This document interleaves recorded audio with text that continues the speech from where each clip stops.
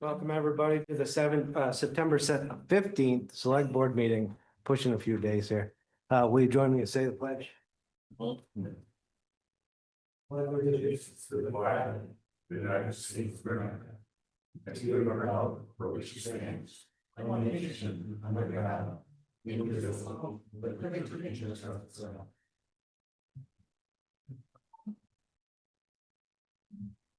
Well, first up, as usual, we have the warrants, and Brian, you have the general fund warrant.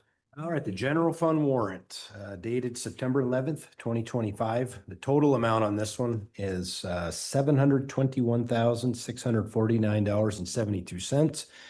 Of that, just under $693,000 is for a quarterly payment to the police budget, which leaves about $29,000 left for everything else. And interestingly enough, no Blue Cross Blue Shield on this one. So I would make a motion that we pass the general fund warrant in the amount presented. Second. Okay, any further discussion? Hearing none, all in favor? Aye. Okay, Jeff, I believe you have two payroll warrants. Yep, I have two payroll warrants. The first one is dated September 5th, 2025. And that one is put in the amount of $30,433.51. And the second one is dated September 12th, 2025. And that one is in the amount of $25,781.13. And I would make a motion that we would approve these warrants as presented. Second. Okay, any further discussion? Hearing none, all in favor? Aye. And Jack, you have, I believe, three miscellaneous. Yeah. Industrial park warrant in the amount of $1,296.54, and that's for Green Mountain Power for all the lights and sewage pump down there. And a few other things, Champlain Associates. Is that an engineering firm? Okay, yeah. And the next one is the infrastructure development warrant in the amount of $278,592. $259,000 and some changes for Munson earth moving. I imagine that's for one of the culvert replacements. Is that? It's highlighted on the invoice.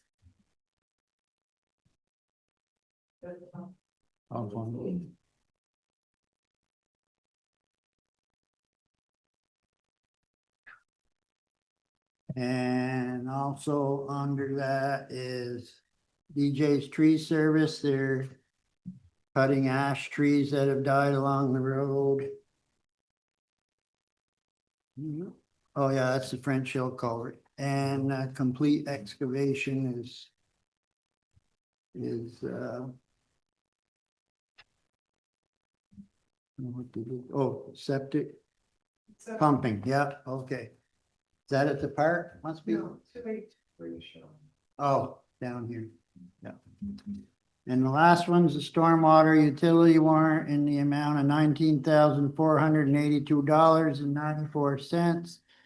And these are all payments to engineering firms for work on numerous stormwater projects that we got going on here in the town. And I make a motion that we approve these three miscellaneous warrants as presented.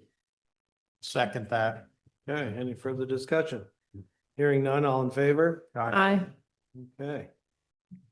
In your packet, you have the minutes from the September 2nd and the special meeting from September 11th. Somebody like to make a motion to approve those minutes? So moved. Second. Okay, all in favor? Aye. Okay, public comment. Anybody in the room want to come up for a public comment?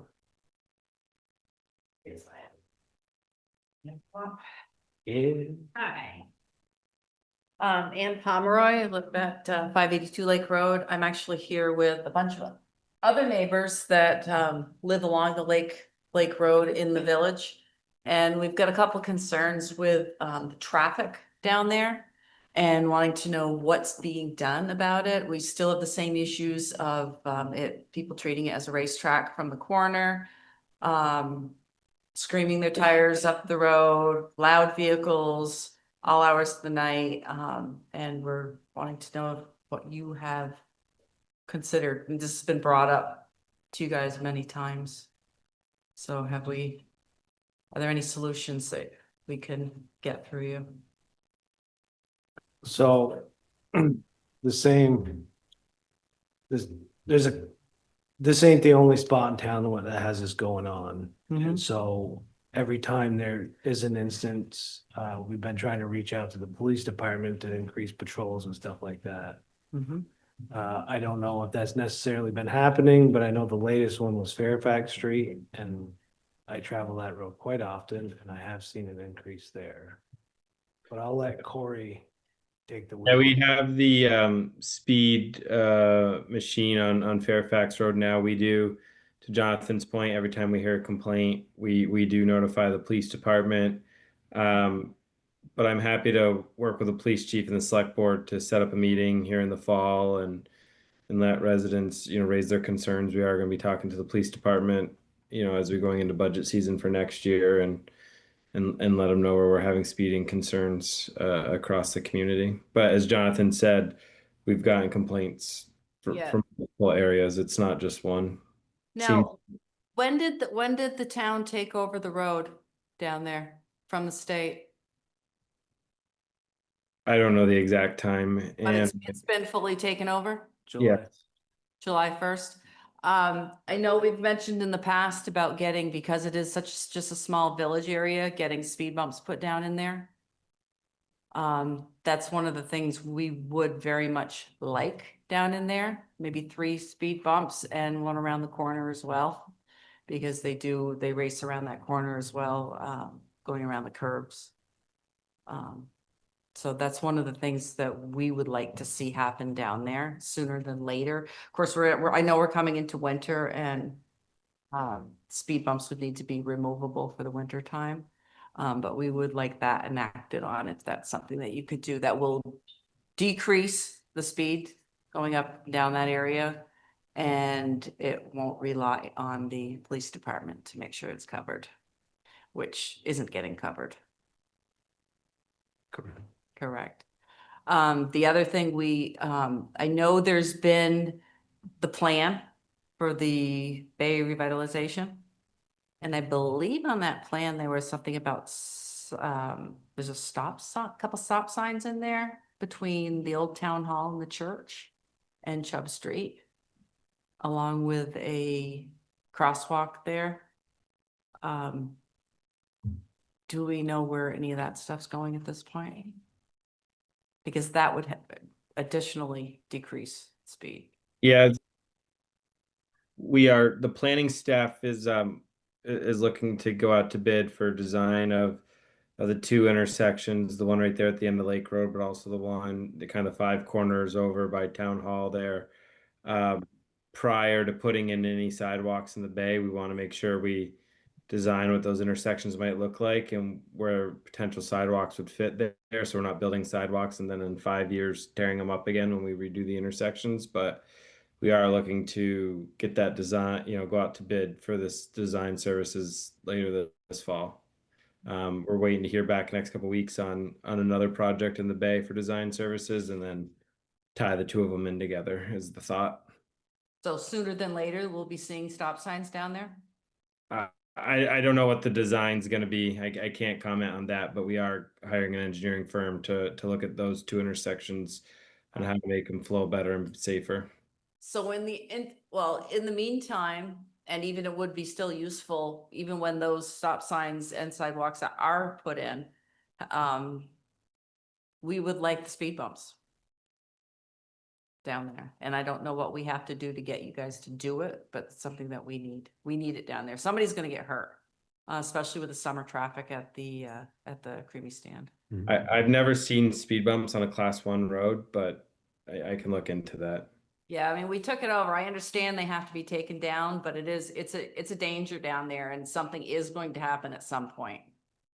So, Yeah, I was going to ask you, Corey, do you know what the process is to get that on? I know it's not as easy as just putting. I mean, so you still have different class roads, town roads, and I believe it's still class one, which is your most kind of through traffic. It's Vermont Route 36, even though we control it, it's still a main thoroughfare. It's not like a side road like the city does them on South Elm, or Enosburg does them on some side roads.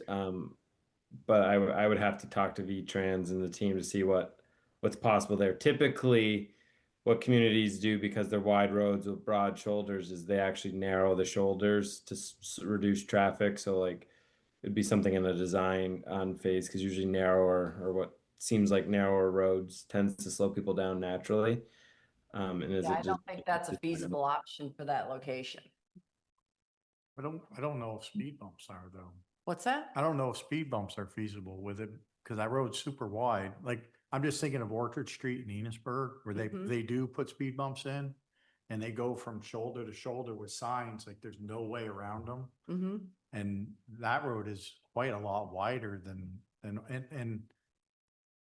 I also think that they're like Enosburg's gonna be taking them out shortly, within a month or so. For winter, they'll put For them back winter, in. for the plows. Yeah, So you have to do that. You can't leave them down.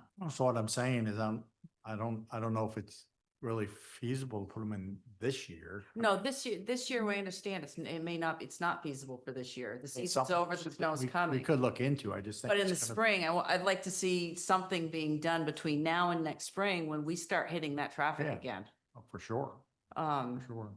because it is dangerous. And that was the only excuse I ever got before is we don't own the road. We don't own the Oh, road. right. Now we have it. Let's do something with it. So, and I don't know if anyone else has comments. Well, Winooski has one on their side roads near the, where the, I don't even know what church it is, near the Catholic school. They have a couple big speed bumps in there, but that's a residential neighborhood, a small residential neighborhood as well. And it also is a large, wide road. It's located when you're going into Winooski, you go up by where Twincraft used to be, where the detour has been. You go down the side streets there, and this big church on the corner. If you take a right at that church, there's some huge speed bumps that have been there forever, and they work. They definitely work. And Corey, what is the process to put in a stop sign? I don't know. I'll look into it and get back to you. I think within a town road, we just need to put it in within our traffic ordinance or anything like that we might have. It's like no parking signs. You just have to list where they are. And as far as the intersection that we're gonna be redoing, right, that's now a curve, but it would eventually be a 3 or 4-way stop depending on the parking area. Can we just put a stop sign in and repaint it before waiting for all that design to be done? That's a great idea. Yeah, we'll look into it. I'll check in with the team and see what the process is, and I'll provide a recommendation at the next meeting or Okay. options. Yeah, if you could put the stop signs in immediately, or as soon as possible, that would be wonderful. But and then the speed bumps later on would cut down the traffic going up and down the road as fast as they can. I mean, even if you come to a stop at the bottom of the road, they still use it between there and Boys Knows to see how far they could quick they can go. Yeah. So. Pam, did you have something to add? Think that my fault is, when you're coming down Lake Road. Ma'am, if you want to speak out to the microphone. When you come down Lake Road, you're supposed to be going 30 miles per hour. And nobody does. It's usually 50.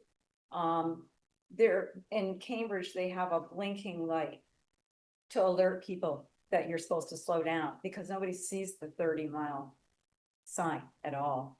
And another sign was there, we're saying, I don't know if that sign is, but it's not been put back up. What does it say? It's the Bay, St. Albans Bay sign. Swap 9 sign. I recall. Couldn't get anything done. Finally called state for our sign. They made the sign and put it up. And man says it's in the ditch, it got knocked down, it's still problem. And. I think it's on, I looked for it today. It's and I not think there. they took it Well, away. we need to sleep on the base sign. He actually, he got one over by the park.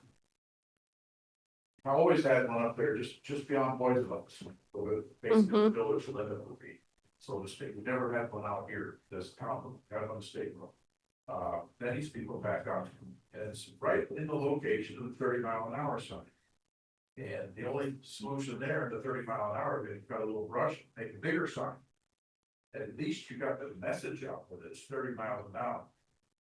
Getting the police to patrol down here or to sit and to watch hasn't happened. I've spoken with them directly. It's not going to happen. It's the one that hasn't. They- And that's they- great. I was told early in the summer, yeah, they were looking for somebody down there. Oh, it was when the gunshots happened or smoke gunshots. I spoke with one of the officers and they said that they were going to have new people coming on and they were going to have somebody designated to the Bay Area, but it's, that's just hearsay from another officer. Control. So, I mean, the physical restrictions, if we can get those physical restrictions acted on, we wouldn't need to rely on the police presence as often. Understandably, the town is huge, so it is hard to police the entire town because it encompasses the city. So I don't know, Corey, is it something that you could let me know or let us know? How do we follow up on this to make sure it's being acted on in some form? Yeah, I think Get on the agenda and actually have a full-on meeting with it.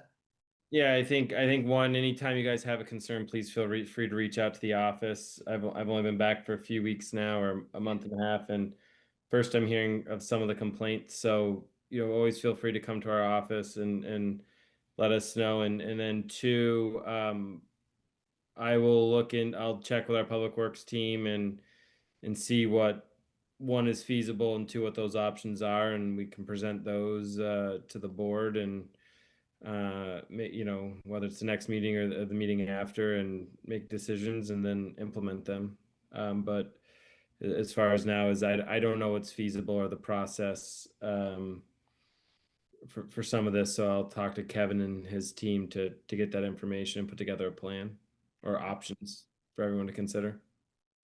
And I just for clarification, I'm just looking at the map on here. You're talking about like a stop sign on Lake Street, like at Chubb or Cherry? Is that what you're At talking about? Chubb and Chubb Street and what is her street? Is it Cherry across? Yeah, okay.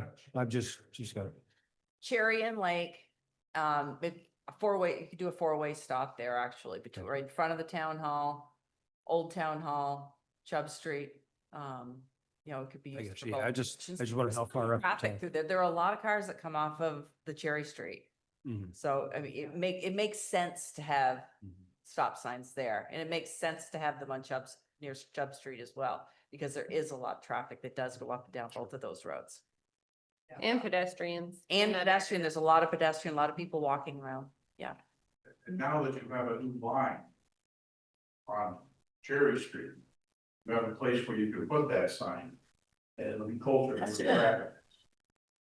Parking place is no longer long, but I no longer used by the town. Mhm. Did anybody read the article in the Citizen? Morrisville. You wanna come up, Paul? About Johnson? Paul, come up to the. Daddy. Just talking about- Here, Have any of you read the Morrisville Citizen, I think is what it's called, their little paper? They got a really good paper. Not because it just covers their area, but it deals with issues that we have in the state and how they're handling it. There's an issue in there this last week about Johnson, maybe it was the week before, and about how they handled their problems after the flooding. And the stuff that we talk about, well, I'll talk to the state, or I'll talk to this, or I'll talk to that. Some things as a town, just do it. If it needs to be done and it's an important thing and it's a right thing for quality of life, some things you just do. Stop signs, that's easy.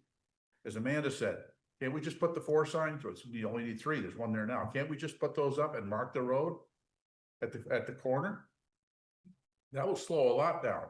The Chubb Street thing and the Cherry Street thing, that's a little different. The streets don't line up. It's a strange kind of 4-way stop, but the speed limit sign up there, that's not a thinking process, that's a doing process. The stop sign for the board is not a thinking process, it's to put out the notice, 30 days, put the damn signs up, or whatever it takes. But it's not a thinking process, it's an action process. The getting to St. Albans Bay village sign back up. That should go without saying also, now that it's our road for everything, but we don't pave it though. They have the paving, is that what they got? You give us money for it, I think, right? They do the Something like that. paving, I believe. We do the plowing, makes a lot of sense. I mean, the whole thing makes a lot of sense. It's a good thing. But sometimes you just gotta do what should be done. Because it's the right thing to do. And you shouldn't have to think it to death and study it to death, because we got sidewalks that we had a plan with the previous manager that fell behind for different reasons, but he got one part of it done anyways. You just gotta do it. Now, more important thing, the stone house. You can do that. Yeah. For Thank you. years, we've been talking about, and I say we, with the town, we've been talking about the stone house. We all understood when that was taken over, that's an historical building. It ain't coming down. As far as the slate on the roof, that's an action item. Just say, listen, it's way more than necessary to put slate on that roof. Doesn't all need it, just one section really needs it. There are suitable replacements that look like slate. I'll stop you right there. The state historical committee says it needs to be slate, needs to put back in the same appearance in the same fashion.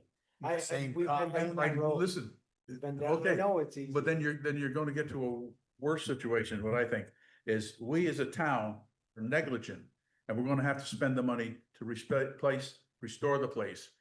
When I had that obligation over there, the commission had a man who the state recommended, takes care of Sandbar and other places that they have with the same buildings, same style buildings, came in every year, looked the place over, told us what needed to be done, fixed it,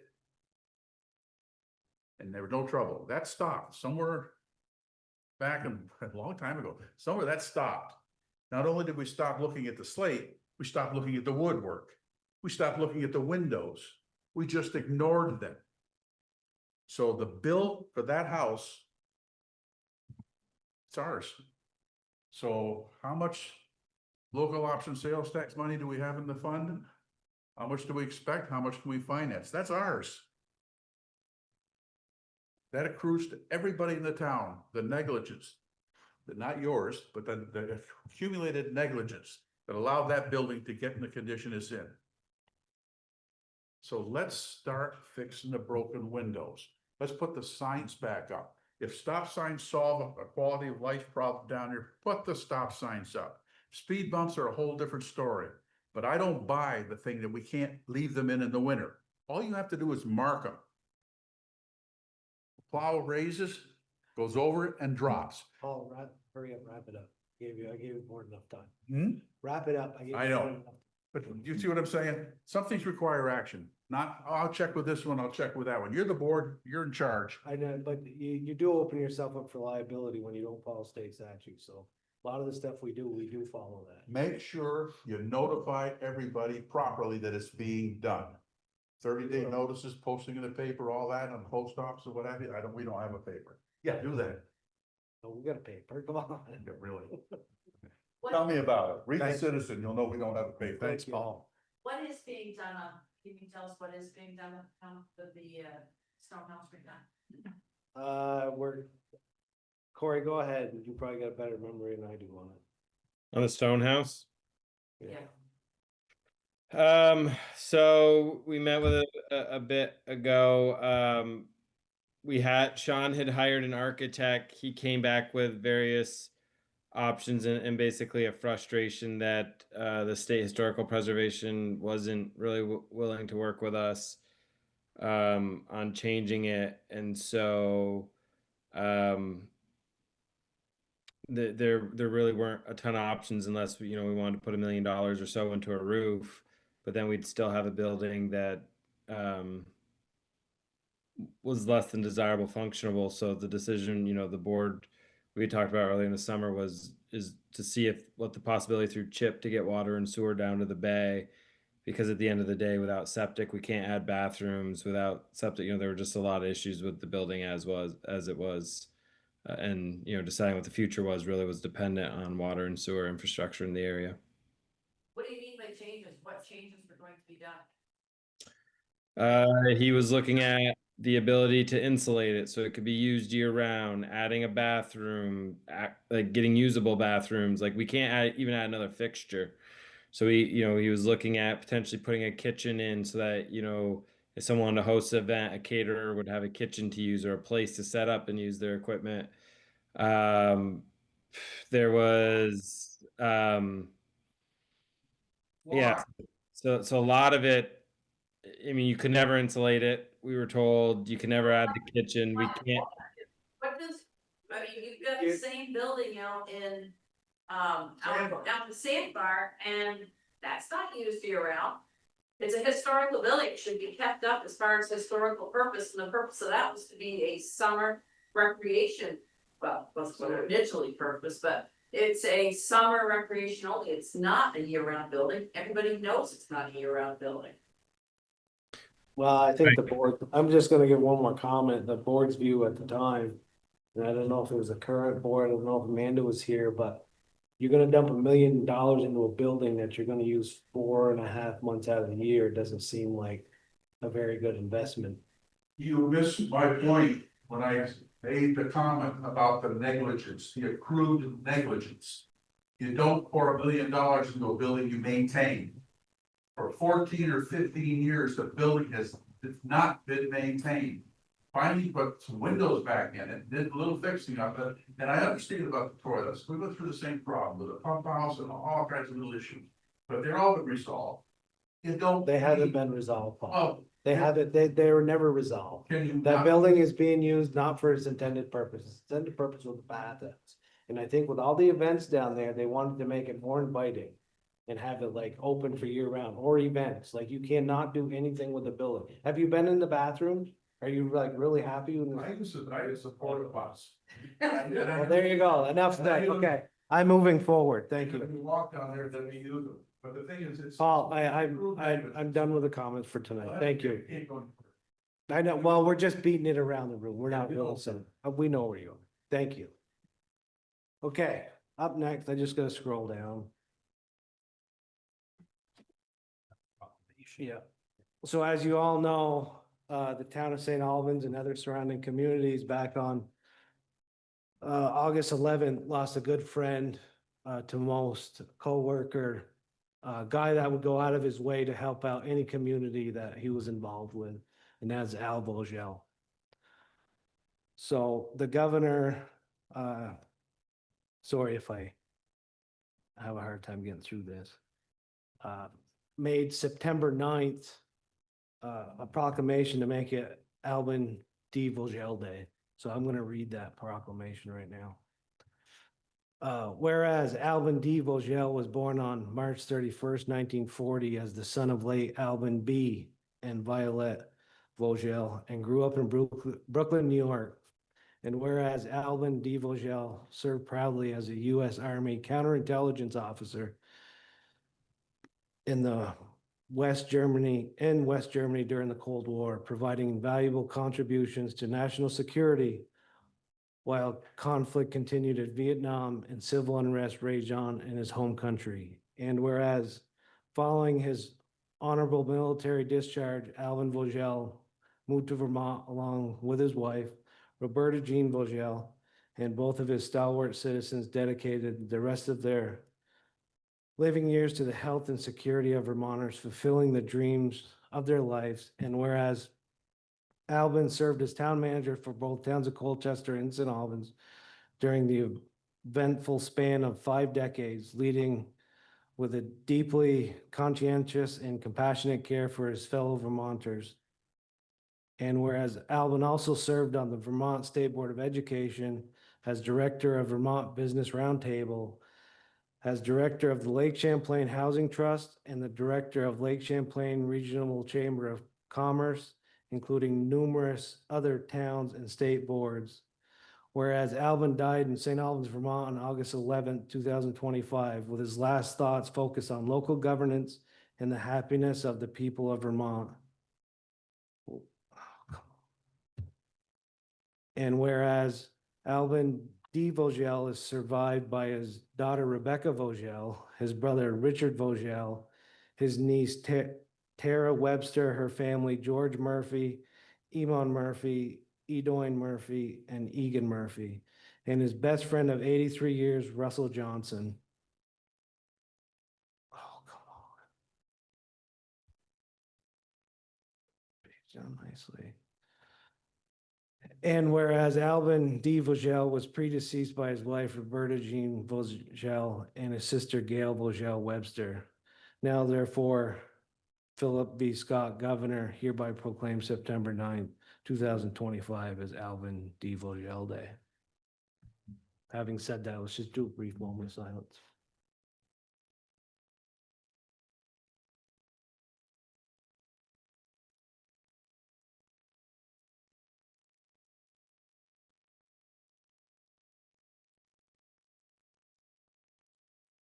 Thank you.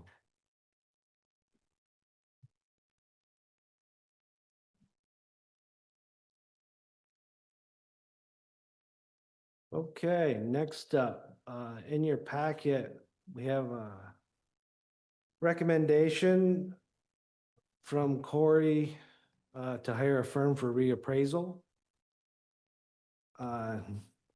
We heard from John, I can't remember your name again. John, yeah, see, I had that, John Knox. Sorry. John Knox was here last meeting with a couple of the other reappraisal firms that put in a bid. Anybody have any questions for John at this time? Okay, having said that, the recommendation is to use Tyler Technologies. Would someone like to make a motion to hire them for the reappraisal? So moved. Okay, any further discussion? Hearing none, all in favor? Aye. Aye. Okay, there you have it. Thank you. Okay, up next, we have the Route 7 North Shared Use Path Scoping Study from VHB and Megan.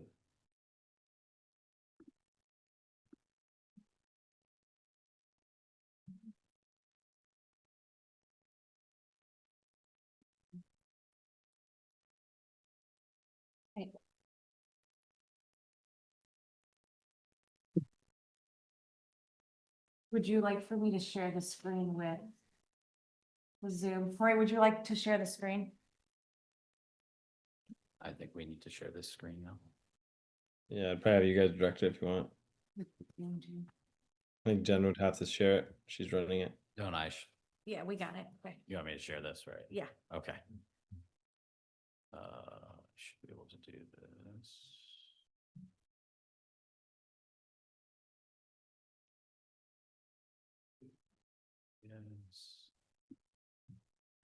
Yes. How did you get to that? There. There you go. Do I just click? How do I go back? All right. Okay. All right. Yes. So my name is Drew Gingras. I'm here representing VHB. We've been working with the town for the last several months on developing what is being referred to as the St. Albans Route 7 North Shared Use Path Scoping Study. This is kind of the final step in that process to present to you our findings from that effort, which concluded with the selection of a preferred alternative from the study for the Route 7 North Corridor. And I'm here, hopefully everybody has at a minimum seen the report, or at a minimum seen the executive summary, even better, kind of seen the full scoping report and the contents therein. I'm basically here to summarize those findings just in a different forum, share with you kind of the critical points of the effort, and seek your kind of endorsement of the findings of the study itself. So with that, I've prepared a brief presentation. I can go kind of as quick or as slow as you'd like. I generally prefer just to get through the content and then come back to questions, and I have a slide to hold for time at the end. But I really just want to kind of give you guys a high-level review. The materials, it appears, is in front of everyone. But again, with any questions, that's kind of why I'm here to answer. Good question. What did you say your first name once again? Drew. Drew. And Yep. what does VHB stand for? VHB is a consulting firm. It's the three initials of our founders, Venice. I thought it was Vermont. Okay. That was Yeah, Vermont. no, it's, Okay, yeah. VHB is good. We're based out of Mass. It'd be a lot easier if the initial didn't match the state we were in. but it's Venice, Hangen, and Bruslin for those curious. The original three founders about 46 years ago. So again, this looks like a lengthy agenda. I plan to kind of breeze through this. It looks like there's some sort of interpretation on the screen of the image. That's a new thing that I don't know if that's for, he is doing. okay, I wasn't sure if that was for 508 maybe. But I guess those captions are not intended to be there, but I can always perhaps move them around. But just going to provide just a general project team and overview of the scope of work for this, the identified project purpose and need statement, kind of share a summary of what was reviewed. And then when we got into developing different alternatives for the corridor, what the result of that evaluation was, culminating with a recommendation of a preferred alternative. So just a quick refresher. Again, my name is Drew Gingras here with VHB. I listed two colleagues of mine that heavily supported this study. We collaborated in detail with Megan at the town, supported by Chip at the city, and then John Lemieux at the state was the kind of MAS supervisor. Quick summary of the project area. This corridor, the project corridor that was under study began at 255 Main Street in the south end and extended north through the 207 intersection, up to the border between the town of St. Albans and the town of Swanton. It's approximately 2 miles long, and the right of way along this corridor, given it is a U.S. route, is 6 rods or approximately 100 feet. Just a general reminder, I always like to share with folks, especially when we talk about, what could appear to be engineering drawings and or kind of detailed renderings. This is a study. This is not a project. This is not something that is going to go under construction tomorrow. In fact, it's not even under design. This is an effort that the town pursued to better understand what they could do to improve existing condition, to improve overall conditions for pedestrians and bicyclists along Route 7, given, as I understand it, kind of public request and a desire to improve conditions along an otherwise principal arterial that really only provides space for motor vehicle use. So kind of what did we do here on this scoping study in general? Again, it's not a design effort. This is to understand the project corridor, to understand the limitations, the constraints, the opportunities therein. We do that via an existing conditions assessment. There are 2 key touch points with the public throughout the process up to this point, this being the third. That first public engagement, public meeting is known as the local concerns meeting, where we kind of present our preliminary understanding of the existing conditions of the site and kind of seek those quote unquote local concerns. It is a well-titled meeting. And then from there, we take that input, we take what we learned from our analysis, and we develop what are referred to as conceptual alternatives, which are basically ideas for the corridor based on what we heard, based on what we've defined as the project purpose and need statement. And we analyze those against the existing conditions. So we understand how feasible, how challenging, how undesirable or desirable each kind of option being considered is. And we summarize that in a comparative analysis at the end, and we kind of output through more engagement and collaboration with the project team what we call a preferred alternative. That alternative is then refined based on again, kind of collaboration and coordination with the project team, and the results are, and then everything gets wrapped up in a nice bow. In this case, about a 60-page long scoping report that recommends the alternative and kind of the feature vision for the corridor. The project purpose and need statement. This is kind of the first real milestone of a scoping study. It's required by the state of Vermont Municipal Assistance Section scoping process. I like to refer to the purpose and need statement for a project as the North Star. This is kind of what we're guiding towards. If we're not in pursuit of what is defined here, then we are not doing our service to the project. This statement is driven a lot, typically from kind of, or it starts with the grant application that a town would submit to the state. Defining really what is the need for the project. Why are you seeking funding to investigate opportunity for improvements? So in this case, just to share that first sentence for those that might not be able to read it, the purpose of the St. Albans Route 7 North Shared Use Path Scoping Study is to identify and evaluate opportunities to enhance bicyclist and pedestrian connections between St. Albans City, town, and Swanton along Route 7. The 3 kind of key needs identified as part of this project are continuous and accessible active transportation facilities, general safety improvements, and improved access management. I'll get into more detail, all those as I get through the project. So I'm not going to provide the in-depth existing conditions review. You can find that in the report, but just to share with the select board members and the attending public, this is a brief list of all of the elements of the corridor that were investigated as part of this study effort. So we kind of confirmed right of way. We looked at traffic and crash and general safety data. Obviously, it's always good to go back and see what other work has been done, whether it be planning or design along the corridor. In this case, the Route 7 livability study that was completed, I believe, in 2019, was extremely informative and kind of really paved the way for this additional effort to better understand the direction that was determined out of that study. Obviously, then you want to consider kind of infrastructure elements like utilities, and then kind of the things you can't see, so to speak, being a variety of resources, natural, cultural, and historic. So we take what we learn from that analysis and what we hear from our public engagement process and develop alternatives. And really what we heard, and looking back, tracking back to that purpose and need statement, that this study was really built around the idea of improving conditions for pedestrians and bicyclists along the US 7 corridor. And so when we got into our alternatives development, that was really kind of what we investigated. We looked at the site conditions, and then we referenced kind of national guidance around facility selection to improve those conditions. So in the southern end of the corridor, for example, there were buffered bike lanes. We immediately got a lot of feedback. Those are underutilized. Those aren't really used. Nobody bikes here. Well, there's not necessarily scientific, but data-driven reasons why people don't use those. And that's because the road is extremely wide. It encourages high speeds. It can encourage hostile driving. The volume too of traffic out there is a really discouraging factor to those who would seek to share that space with drivers. Then from our local concerns, we understood that, those bike lanes are almost used as right side bypass lanes to bypass left turning vehicles. I know I wouldn't want to bike in a place that I know cars are regularly using as a bypass lane. And so we kind of took all that input and referenced what's considered kind of the national standard for the design of bicycle and shared use facilities, known as the AASHTO Bike Guide. And in that, we looked at this handy little chart here based on the traffic volume and speed of a roadway to understand what the recommended facility type is. And unfortunately, there's a little caption up here on the right blocking, but there's a green star here that highlights kind of the conditions of US 7 through our corridor, which shows without question that the recommended type of facility for this corridor is a shared use path. For those that may not be familiar with what a shared use path is, the Burlington Bike Path is a good example of one. The Missisquoi Valley Rail Trail is another iteration. It's basically an independent alignment of a shared use path, or of a facility that is completely separated from motor vehicle traffic.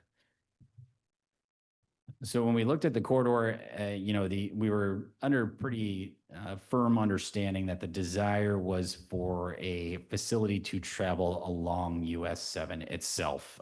It is a highly traveled and thus highly desirable and the most direct route between destinations, not necessarily only at each end, but obviously along its length as well.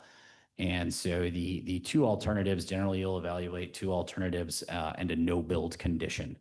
No build condition is as it sounds. Here's what happens if you do absolutely nothing. The two alternatives we developed for this really were dependent upon, were really based around the side of the road. We didn't really see much optionality in going off alignment. There was some consideration, should we go up the MVRT for a little bit, but how do we tie it back to US 7 and really connect to those kind of destinations along the corridor that we heard folks really want to be able to get to. We did end up kind of evaluating by default a third alternative, which is what happens if you were to combine kind of both sides of the road. If that were to be the most desirable option, what does that look like? And so as we got into this analysis, we kind of created some representative renderings, which you can see here on the screen at two different points along the corridor, one in the south, one in the north, and did this kind of walk down the corridor for each alternative to understand what the impacts for each might be, or what the kind of more involved considerations would be for each alternative as you stepped, in this case, from south to north. And we kind of use this desirability scale based on if there were constraints along that side of the roadway, if there was a difficult grading condition, if there was a challenging driveway condition.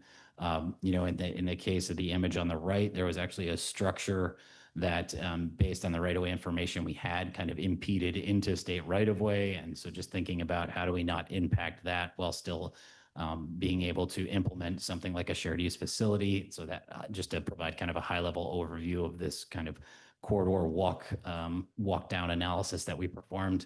The second alternative, we did a very similar exercise. We looked at it on the east side, again, kind of two representative visualizations of what such a facility could look like. And similarly, we completed the same analysis for an east side option, looking at where each alternative based on where you are along the corridor would or would not maybe be desirable, citing some fairly significant challenges and then equally significant opportunities for such a facility along the way. So kind of what was output from that analysis is this visual you see on this screen, and I apologize for the size of the screen in the lower right here, but we use what we kind of refer to as a desirability scale based on constraints, based on impacts to resources, based on potential need to relocate utilities, challenging grading, topography of the corridor, et cetera.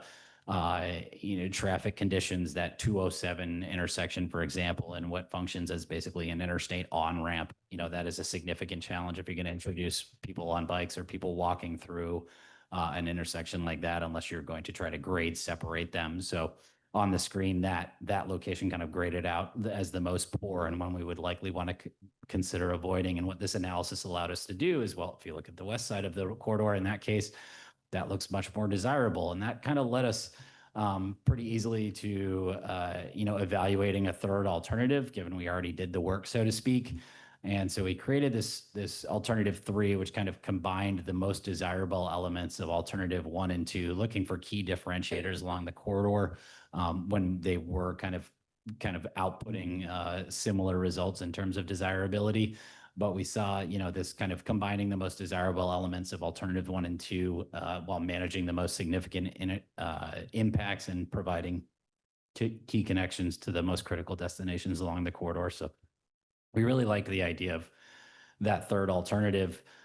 Sure enough, I'm going to skim through these. These are going to be 3 comparative matrices. We basically looked at each alternative against a set of kind of criteria down the left side there.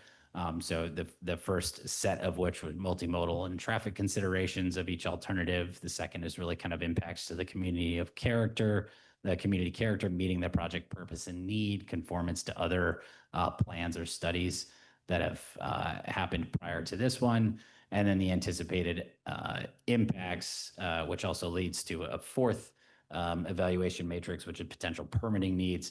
But really, each of these kind of allowed us a way to evaluate against these criteria that the state kind of requests that you compare alternatives against for this comparative analysis. So where did that leave us in terms of a preferred alternative?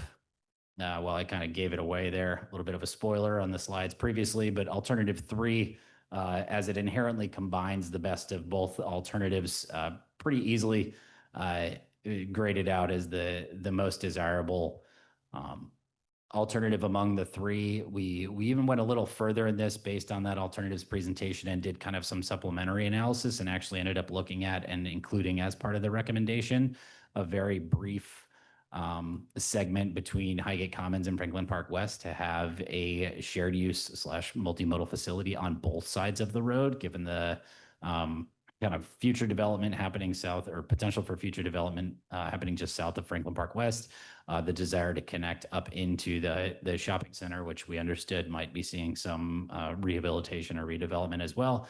But then not wanting to just forego a connection opportunity along the west side, given the destinations over there, the Hannaford, I believe, on the west side of the road in this section, or is that Price Chopper, excuse me.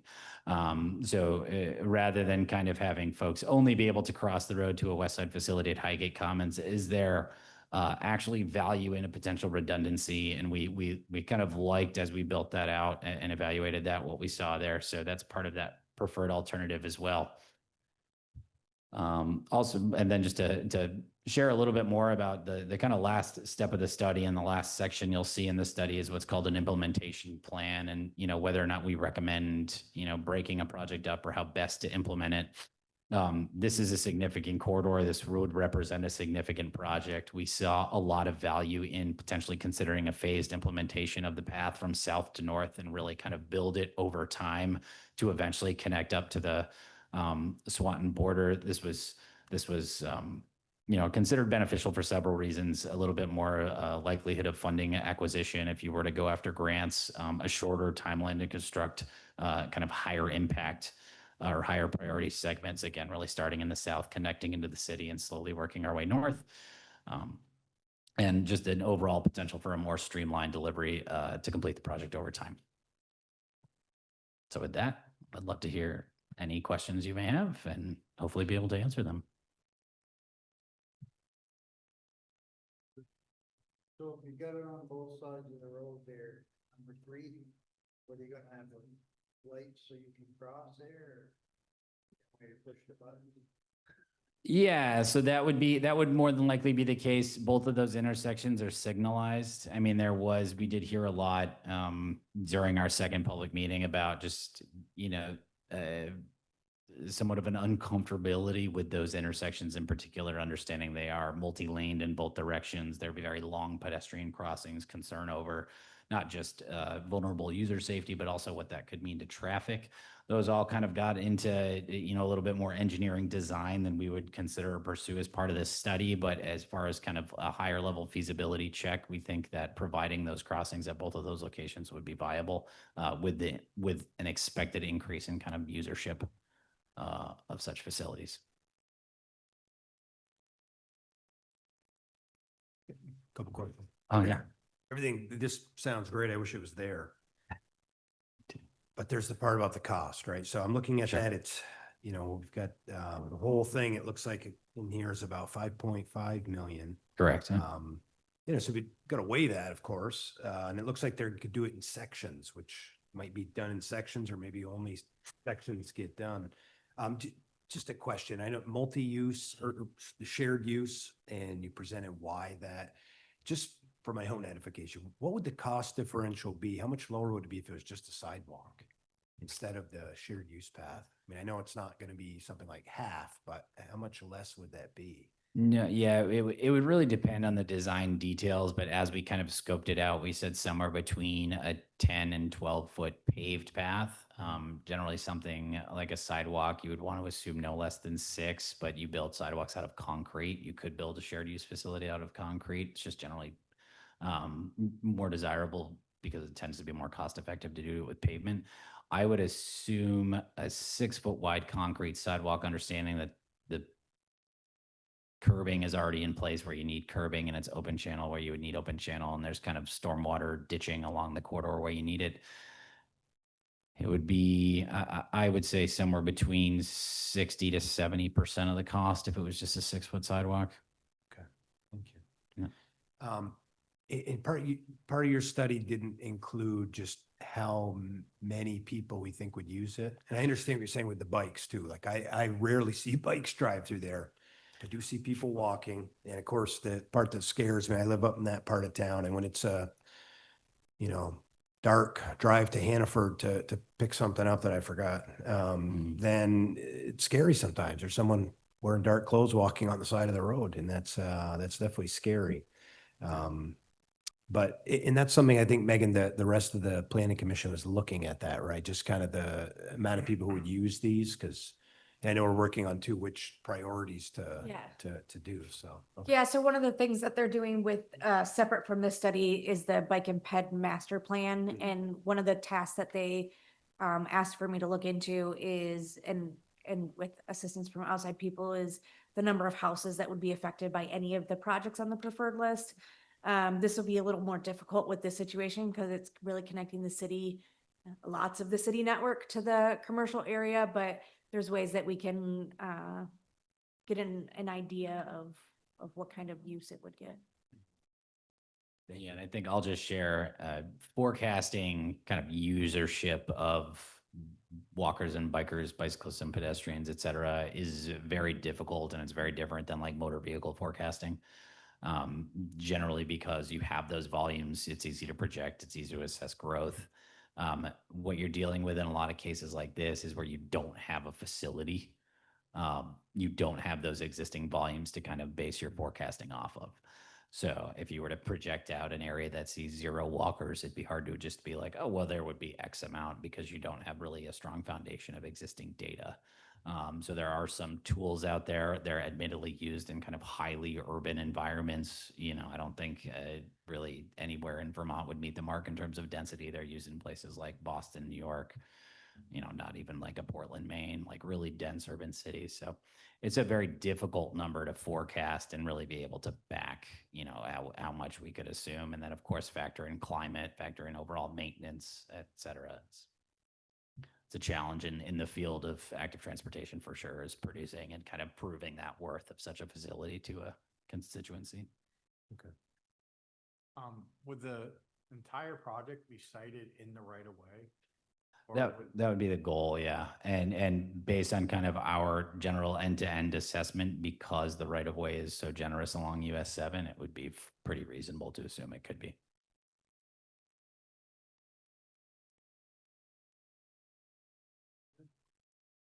Questions? But what would the next step be?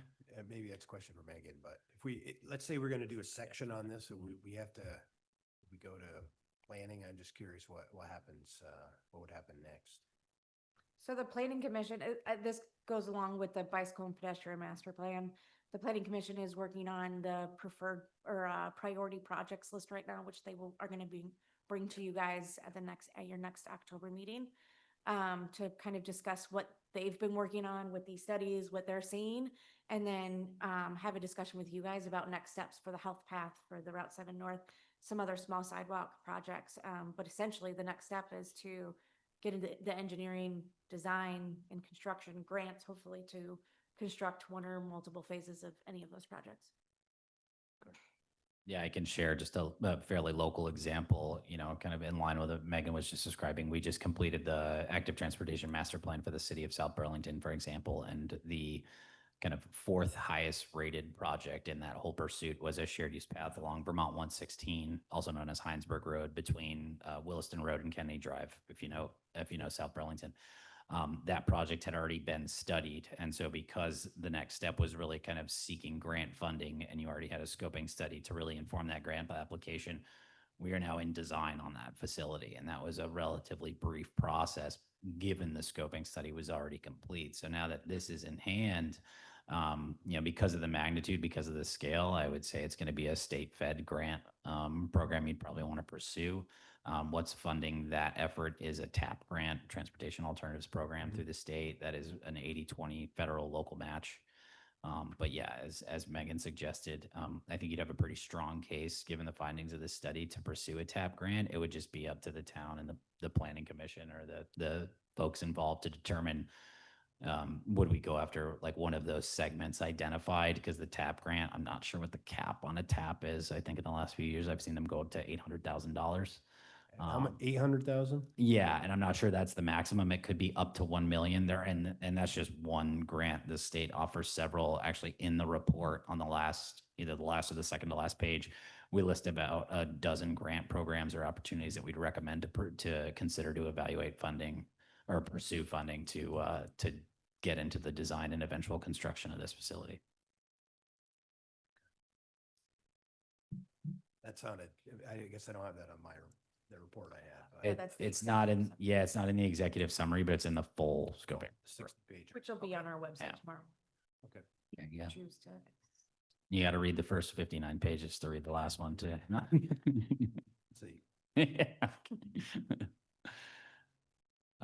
But yeah, I think with that, there's not necessarily a formal vote, but I think generally we just like to understand whether or not the select board kind of endorses the findings. And that's not really signing up for, committing to pursuing the next step, but just agrees with the findings, sees the study as legitimate and realistic.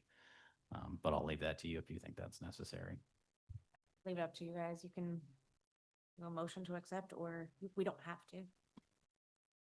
Just show support. Is there repercussions to one or the other? Or?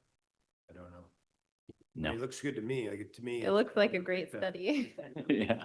Priorities and the costs. I mean, that's obviously a big thing done a good job in our town of not bonding things out unless, well, just not bonding things out, period. So, you know, what we got and what, what else is on the list, at least Mhm. from my perspective anyway.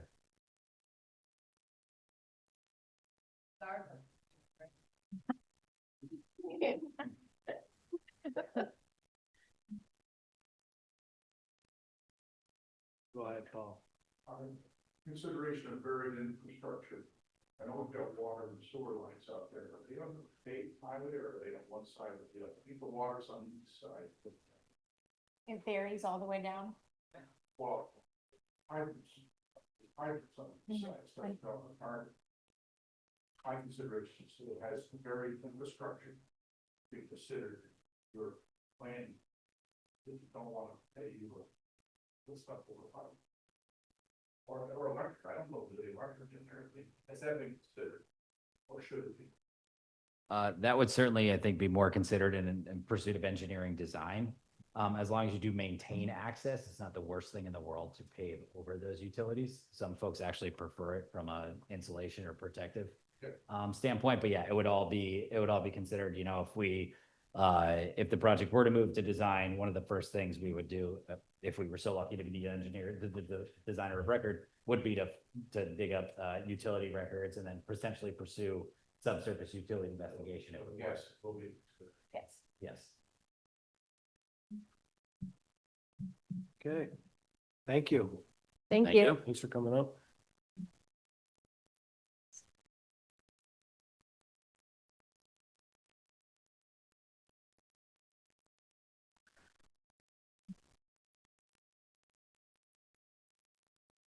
Next up, we have Northwest Regional Planning, and I believe Greta's here to fill us in on about opting in or opting out. Yeah. The 1A, 1B, Act 250 tier stuff. So I'm sure you're gonna give us a brief overview. I will give you an overview, yes. So I did send out a memo with the latest draft of the maps, the regional future land use maps. So that does provide a starting point for the overview. So as you know, the Act 181 that was passed last year set up a new framework for land use planning and development that is tying regional future land use mapping to both the state designation program and certain Act 250 jurisdictions. And so tonight, I'm specifically here to talk about the Act 250 jurisdictions and the opportunity for the town of St. Albans to opt in to Tier 1B. So the legislature did pass temporary exemptions that are currently in place in these areas that are planned for growth. The intent was to provide some of that permit relief to incentivize housing development in the interim until the regional future land use mapping was complete. And so these temporary exemptions are specifically for housing projects. I want to clarify that. So specifically in St. Albans Town, we have the half-mile from the St. Albans City Designated Growth Center and the quarter-mile from the designated center around in St. Albans Bay. So there are currently Act 250 permit exemptions in place in those two areas for housing projects of 50 units or less on 10 acres or less. So those are currently in place. So what Tier 1B is the opportunity to basically continue those exemptions or make them permanent, at least on the regional plan 8-year cycle, in the areas that are mapped on the regional future land use map as areas planned for growth. And so those are downtown centers, village centers, planned growth areas, and village areas. So those are the areas that are eligible for Tier 1B opt-in. And I'm going to talk about Tier 1A in a second, but Tier 1A is actually something that the town has to apply for separately from the regional plan adoption process. You have to be eligible on the regional future land use map, but it is a decision that happens by the town separately from regional future land use mapping. So I'll get into the tier 1A in a minute. Right now, the opportunity or the decision before the town of Select Board or the town of St. Albans Select Board is just the tier 1B opt-in for the housing project exemptions to Act 250. So And Greg, I'm sorry, could you just give a little bit more detail on what that means? So what I heard you say is, what I think I'm hearing you say, in these areas, which like our South Growth area, the North, and the Bay Village area, that opting in would mean that any project that was 50 units or less on 10 acres of land or less just wouldn't have Act 250 any hoops to jump through. It would just be the town zoning. correct. It is important to note that the Act 50 permit exemption in no way Negates or is obliterates relates the. to the municipal plant zoning. Municipal zoning bylaws and subdivision regulations remain, and those permits would be required in addition to other state permits like stormwater, wetlands. Those also would continue to apply. It would just be the Act 250 permit exemption. So for tier 1B, the idea is that these areas are planned for growth. They have infrastructure. Especially in the case of planned growth area, the municipality has been, there's either existing complete streets infrastructure, so pedestrian accessibility, or it's planned. So these areas, housing is where housing should happen. And so obviously the state, the region, communities are very concerned with making sure that we can build more housing to alleviate the supply issue and help address the cost of housing. So this is one thing that the legislature felt that they have some control over, right? We have some control over the permit requirements. And so local zoning, that applies. Let's take this next step and say, okay, for housing projects of these certain sizes in these areas where communities have identified that this is an appropriate location for growth, let's take that extra permit hurdle away. So the areas. So this opt-in, like you said, it just makes what's already happening permanent. It will adjust the boundaries a little bit. So this map right here that was attached to the memo is you see St. Albans City as well, but then you see the northern and southern growth areas in St. Albans Town. So the pink area is the planned growth area. And so the current temporary exemption actually only extends to that dotted line that buffers the St. Albans City, right? So you're actually significantly expanding the area that would be eligible for this tier 1B housing project exemption from Act 250. And so you're making this permanent, but now it's based on the ground condition and some very specific statutory criteria that the regional planning commissions were required to use in mapping these areas. So the temporary exemption, the best they could do was to say, okay, we have these designated centers. Let's just put a 1/4 mile buffer around them while the regional planning commissions do that mapping and on the ground analysis and work honestly with communities to understand also where those areas are that they are locally planning for growth and have infrastructure and complete streets.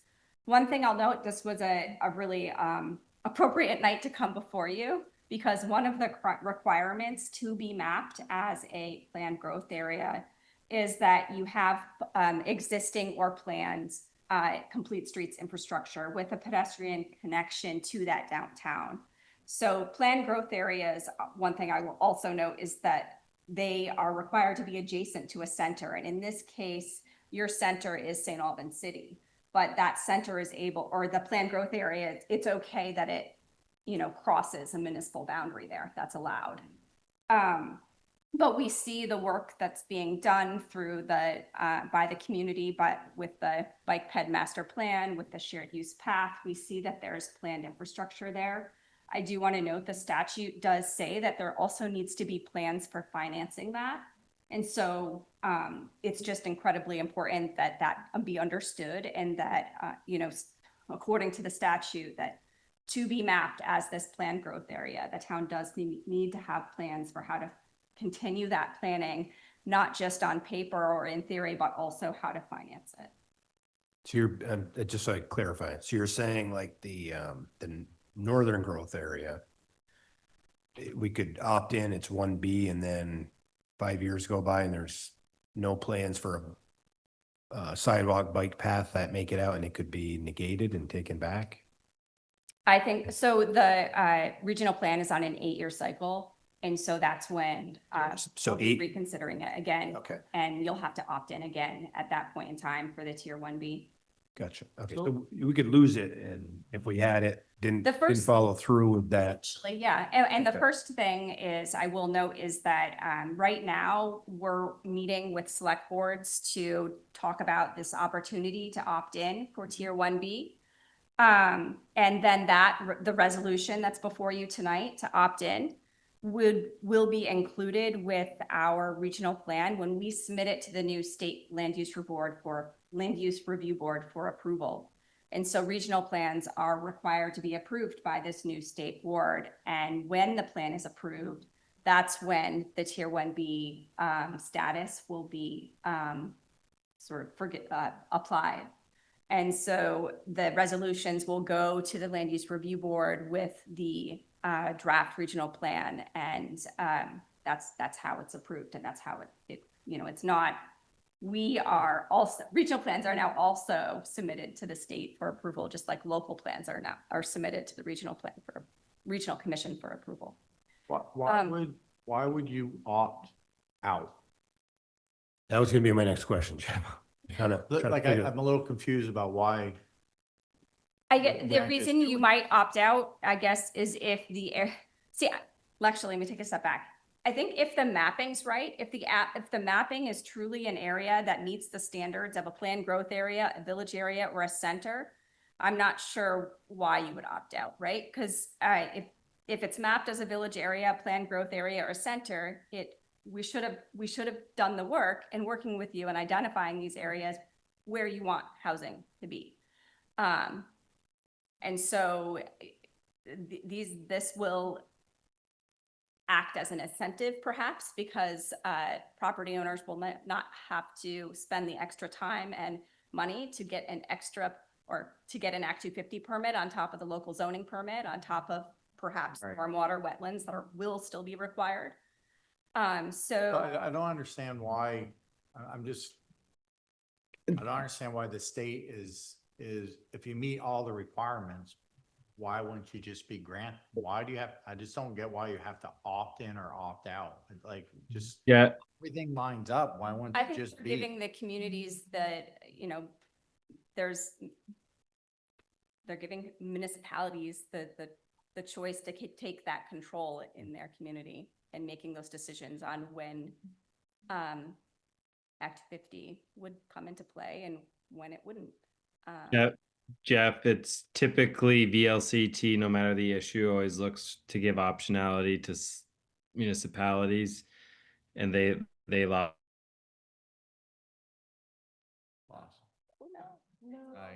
That's fine. Yeah. Optionality here. Another try to get that changed. But basically it comes down to staffing. Oop, you hear me? Oh, I was gonna say basically towns that would opt out is they don't feel like they have the zoning capacity or the capacity in their zoning offices to manage it. And then VLCT is just, they tend to want optionality so that Vermont towns aren't forced into anything at the state level. But I don't think there's a good argument to opt out, in all honesty. No, I agree. I'm just, and the other question I have is there any externalities that, like, is there any reason why is there anything bad that could happen by opting in? Mm-hmm. Like, is there anything that you wouldn't necessarily see up front? I think if you feel that you have strong zoning bylaws and that the areas that you're opting in for are the areas where you would like to see additional housing development, then no. Okay. I think it's a no-brainer. Yeah, I was gonna ask a enough. similar question, but a little different, but I'll ask it because I think it's different enough. If in these areas the Act 250 was removed, is there, and maybe this question for Megan or AJ or whoever else, but anything that, Act 250 goes away for that area, is there anything that should be added to our local zoning rules, laws at all that we didn't add before because it was already there with Act 250, if that makes sense? I mean, the one that comes to my head, and it's just, just because it always does, is if they're digging and they come across arrowheads, right? Like, what does that mean if there's no Act 250? I know if there's Act 250, we've got to do you know what I mean, archaeological study Yeah. or something. Depends on the project, but typically a lot of state jurisdiction will kick into play for environmental concerns like wetlands and stormwater regardless. And I know that, Megan, your planning department is working on a pretty substantial municipal bylaw update right now for the areas, at least in the plan, or they're going to be starting a pretty substantial municipal bylaw update for the areas in the planned growth area. So I think that that's going to be a great opportunity to make sure that your bylaws are robust enough. And I think that it's always great to take a review with that eye. I mean, I haven't reviewed your bylaws with that eye, but Yep. if that's a concern that you have, then I would recommend. Yeah, I was just curious with your opinion on if there's anything missing. I just got two more quick ones, maybe. I'm looking at that dash line, that's the half mile outside of the city. Is that the area, only inside of there would be, would remove the Act 250, or would it be our entire, I'm looking at the southern thing. For example, here's the second part of the question.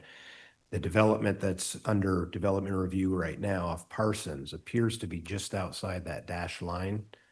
So if that was a 50 unit project instead of 56 or whatever it's currently at, would that be not subject to Act 250 anymore? Not that I'm asking anything specific about that question, but or that particular parcel, but that's there, and that's why I'm asking it, because that's outside the dash line. Would that be So outside the area? A project outside the dash line that was 50 units or less would require Act 250. Okay, so it's just inside that dash line though. That's my question. Right now, that's Okay. because that's the temporary exemption. Right now. So if we opt in, This does is a it, Priority housing project, which is affordable. So if it had a certain, like 80% affordable. but if we opt in, we're making inside the dash line permanent, so to speak, but does it also include the area outside, like If Harbor you opt View and in, those it's areas? the entire pink planned The growth entire, area. okay, that answers my question. Right. Thank you. Okay. So one thing I did before, I mean, happy if there's any other questions, but there were a few things I wanted to just review for you or point out to you on the resolution. So this speaks to the requirements of essentially Tier 1B opt-in. There are certain statutory requirements, right? So you have to have a regionally approved plan, municipal plan, which you do. You have to have adopted zoning and subdivision bylaws, which you do. It excludes flood hazard and fluvial erosion areas, except those areas that contain pre-existing development in areas suitable for infill, which is a mapping aspect that we considered. The municipality has water supply, wastewater infrastructure, oils or soils that can accommodate a community system for compact housing development in the area proposed for Tier 1B. So, for example, the Bay area, we considered soils in looking at that area's eligibility relating to that criteria, because obviously there's no municipal wastewater there. All there is water supply though, so that means that's kind of. There'll be sewer there someday. And I know you're also looking at sewer options. And then finally, the municipality has municipal staff, municipal officials, or contracted capacity adequate to support development review and zoning administration in the Tier 1B area. And so you're affirming that these 5 criteria are true for your town. That you have that you have a zoning administrator, that you have a budget to support administration of development regulations, that you have municipal staff and volunteers, that the ZA and DRB regularly process applications within the required timelines, and that technical assistance is available. So you're affirming by checking those boxes that you do have capacity to support development review and zoning administration. And then finally, on the second page, is where you clarify the areas that you will opt in to Tier 1B for. The downtown center, actually, the downtown center is not an option. So it would just either be, it would be, if you opt in for all eligible areas, it would be the village center, the planned growth area, and the village area are the ones that would be listed there.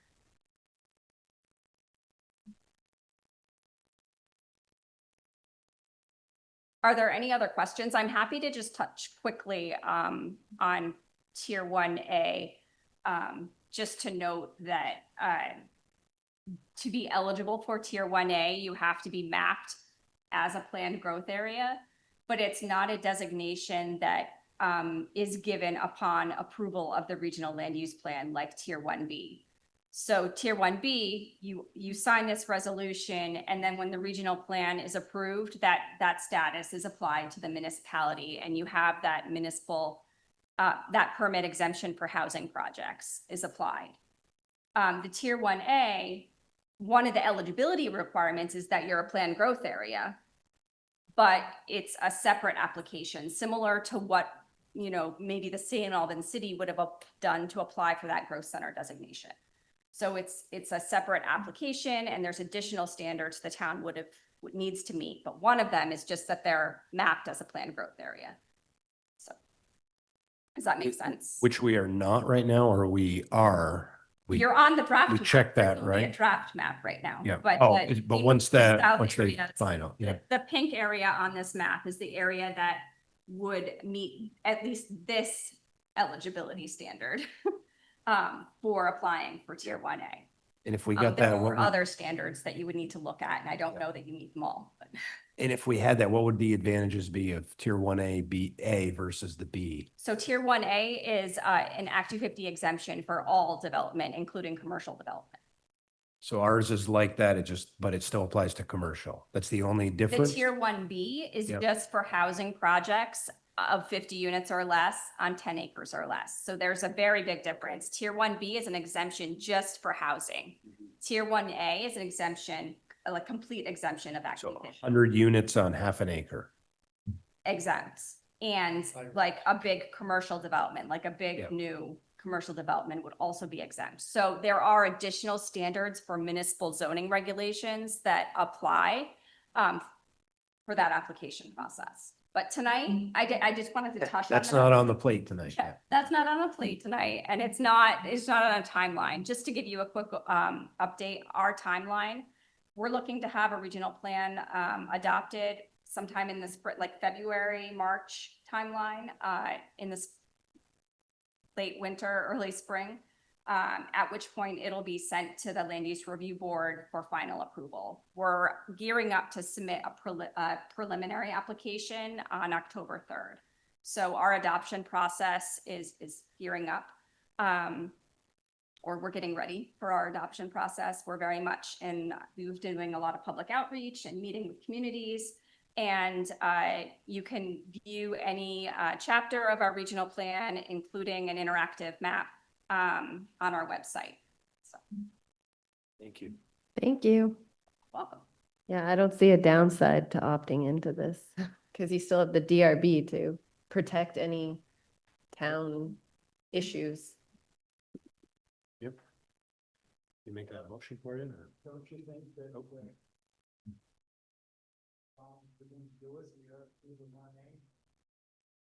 Well, I think. I don't think we've met all the criteria for 1A at this time. Yeah, this one's, You can opt into this and then I don't. later. I also don't think we can apply for 1A yet. Are those applications open yet, Greta? They are not open yet. I think the regional plan would need to be adopted and approved by the Land Use Review Board first. And so that is not going to happen until the spring of 2026, hopefully if everything goes well. So that happens first, and I know I think that there's at least draft guidelines for Tier 1A applications on the State Land Use Review Board's website that you can look at just to try to understand what might be required and start getting ready. But certainly they're not going to be accepting applications until the regional plan is adopted, because one of the eligibility requirements is that you are a mapped planned growth area that is approved by the Land Use Review Board. So in the interim, you can opt into Tier 1B and then, gear up for Tier 1A if that's something you're interested in, and start looking at what's required for it. I was just like, I was wondering like, why wouldn't you like just include like an industrial park in 1A, like out of the gate? Just to fill it, eliminate Act 215. Well, one of the planned growth areas are very specific to being mixed use areas, areas that are accommodating commercial and housing development and that are surrounding walkable centers. And so the industrial parks have a separate land use area and, different permitting That's that enterprise area. is the industrial area. Yep. I also, just from a broader perspective, I think we'll see a lot of changes in the next year. Nothing against the work Greta's teams did. They followed the statute, but I think there's some frustrations with how narrow the statute made the maps in each community. And my guess is there'll be a pretty heavy push this legislative session to broaden the maps in general, or the definitions that can be included in 1B and 1A areas. Just wondering how much permit money the state's gonna lose. They're looking. You don't at have to that. answer, that's okay. Well, they just won't need the staff. No, I'm just saying it's a lot of money that they're not getting, that builders don't have to, should help is what I'm saying. Okay. So if the resolution is signed tonight, please email it to me. Awesome. Thanks, Thank you. Thank you, Greta. Yeah, so we have the resolution in front of us. If somebody wants to make a motion. Yeah, I'll make a motion that we pass the municipal resolution in regards to the Act 250 opting in at Tier 1B. A second. But if that's good. For all eligible areas, which I believe is the village center, the village area, and the north and south growth areas, the planned growth areas. Yep. Thank you. And it was 4 of them, right? Village center, village. Great. Okay, the growth one was, all together. Okay. Second. And we will authorize the chair, Jonathan A. Giro. I don't know his middle initial. I think hopefully Amanda's still gonna second that. So. Okay, did you second that? Second. Perfect, thank you. Any further discussion on that motion? All in favor? Aye.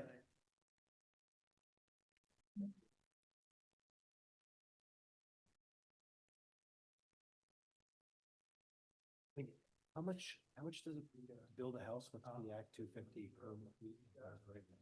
There is one. Just a single. If it's a four unit. Depends on project size. Project size. They're all 4 units. Depends what the number is. It's a percentage of the project. Okay. Ryan, I don't know what the percent is, but If it was a $1 million project, is it like, probably 30,000. okay, so 3% or so? Yeah. Okay, moving forward, town manager, take it away. I'll move quick. We checked references on audit firms. We have made initial indication to hire one. I'm meeting Thursday to wrap it up to catch us up there and get them onboarded and ready to go. They anticipate the 3-year catch up on audits being $37,000. We had 17,000 budgeted for audit of 1 year, which would be typical. So we will see an increase in that line item because we're paying for 3 years of audits this fiscal year. our warning period is up on 579 Lake Road. Our lawyer and the purchaser's lawyer are working out the final details. We just got an email today. Just small wording stuff they're trying to work out so we can get a closing date set. And then I think they'll have more information. We'll probably just have to approve it the next meeting before we close on that. And then just quickly, just so you know who we're meeting with in the community, the Northwestern Medical Center and us are meeting in a few weeks here with stormwater with Hill Farm Estate. We might be able to actually access the stormwater pond at Northwestern Medical Center and turn $1 million project into only a couple $100,000 project. It looks pretty promising if we can work out a deal with the hospital to move that water to their facility and we wouldn't have to build a new one. So Make that motion. yeah, we've got a few of those where Kevin and his team's really doing a good job looking what's already existing plus what we're supposed to build and how we can try to be smart about how we're building this stuff and not build it twice when there's an option nearby that'll work for us. We also, in lieu of the discussion and the passing of Al, we have a vacant seat on the Northwest Vermont Solid Waste Management District Board. We don't have anybody interested. This is more of an infomercial. Anybody who's interested in serving on that, please reach out to the town and, you know, we'll go through the process and try to appoint someone here in the next few months. Is that once a month, Jen? Is that a once a month meeting? Solid Waste Management. I think it's once a month, right?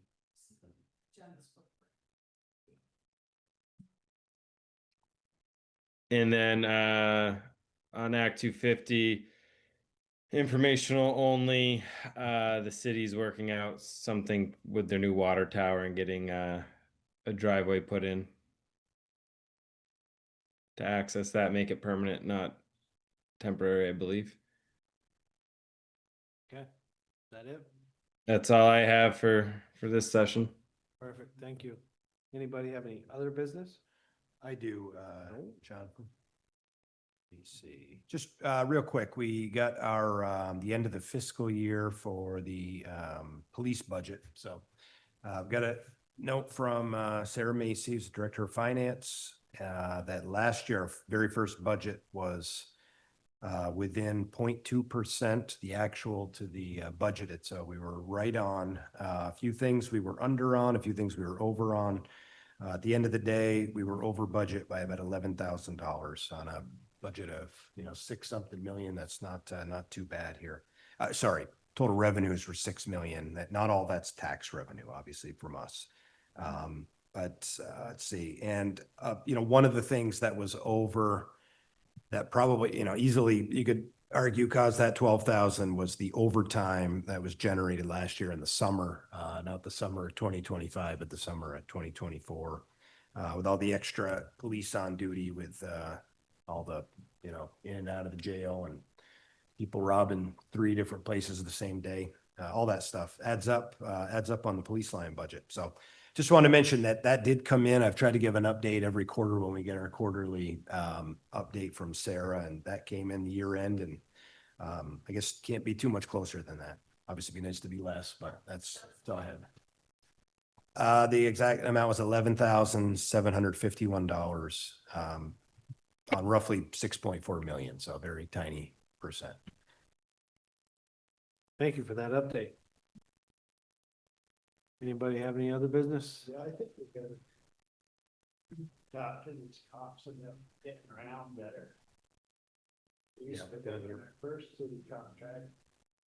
I'd see them 2 or 3 times a week out on in town when I'm not.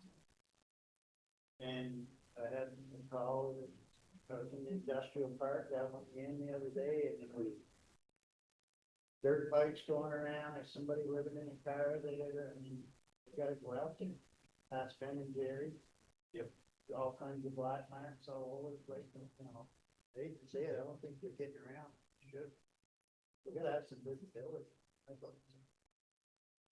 We'll have to bring that up. when Next budget increase comes up. Now we can bring it up before then. Would you like to schedule the chief, who got some stuff lined up for the sixth meeting? Yes. Yeah, probably wouldn't hurt. We can get the chief scheduled for the second meeting in October. No, you're saying. When we had them before, one of their groups was they come down and check out their water facility every day, 2-3 times a day, check water facility, and they would loop. Go back into the city. It doesn't appear they're doing that anymore. Well, I think, and I think I talked about it with them last budget. Nice to see the times that they're,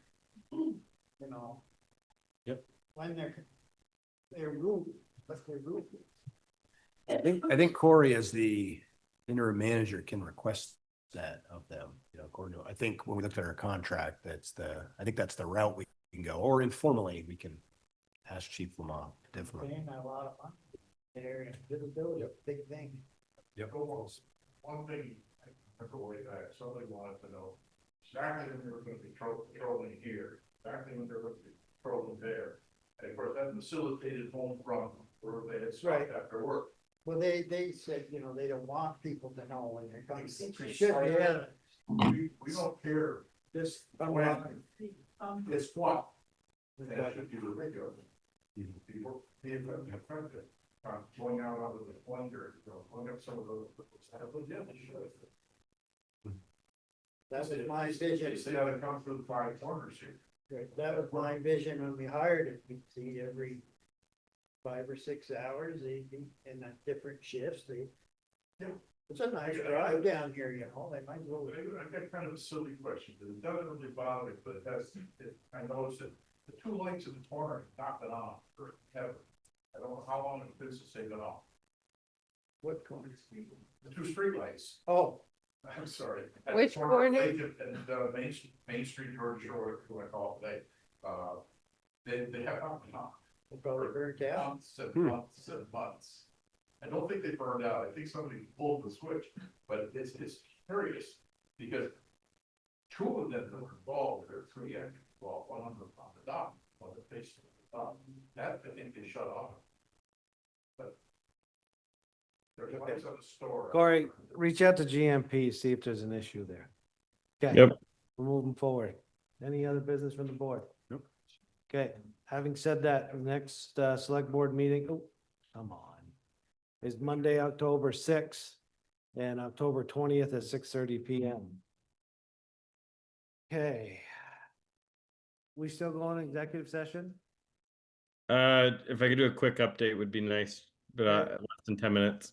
Okay, would somebody like to make a motion to go into executive session to discuss a contractual matter where premature general public knowledge of the subject matter would place the towns or person involved at a substantial disadvantage? Further move to enter into executive session to discuss a contractual matter under the provisions of Title I, Section 313A1 of the Vermont statutes, and to invite the interim town manager, Corey Parent. So move. Second, Okay, all in favor? Right. aye. I as well.